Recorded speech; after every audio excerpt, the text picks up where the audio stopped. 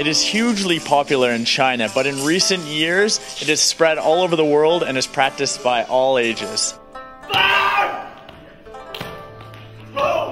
Hey, welcome to WatchMojo.com. I'm your host Derek, and today we're going to discover Wushu. Basically, Wushu is Kung Fu, except with more of an emphasis on the demonstrational aspect. So what you'll see is more acrobatics and it's a little more fast-paced, you know. I've also read that it's one of the more demanding martial arts. Is that true? Well, yes, because it has heavy emphasis on acrobatics, and that's never easy. And because of that, it's easy to injure yourself, and it takes longer to adapt for your body to get used to doing those movements. Can you tell me a bit about how you guys compete and how you guys are judged? Normally, in a typical competition, you would compete your empty hand, your short weapon, and your long weapon, and those are competed in the form of what is called forms in Chinese martial arts. And you are judged on your speed, your intensity, the accuracy of your movements, and that has a lot to do with how good your basics are. Is Wushu for everyone? Like, can anyone go out there and start to learn this?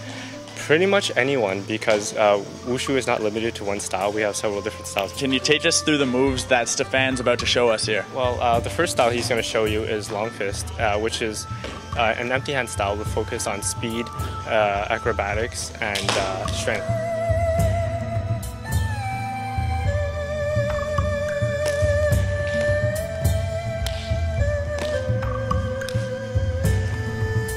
And the second thing he's going to show you is broadsword, which is the more common short weapon, which also shares the same components as long fist.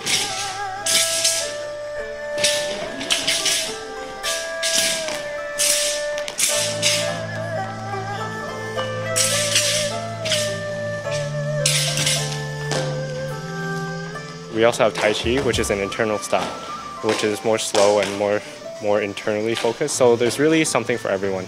We noticed that you use a lot of different weapons. How far along in your training will you get to use your first weapon? Somewhere between 3 to 6 months. Basically, there's no point learning a weapon until you have your other basics down. And everyone's always using different weapons. How do you choose what your weapon is? Is it chosen for you, or do you choose it based on your preference? It's chosen by what you think you would like best, what you think is most appealing and most suitable for you. And it's partially based on the opinion of the teacher and what he thinks would suit you best and look best on you. So Wushu is the national sport of China, but it's going to be introduced at the 2008 Beijing Games. How important is this for the sport? I think it's extremely important, and that it will help the sport get a lot more exposure and bring it out into the world more.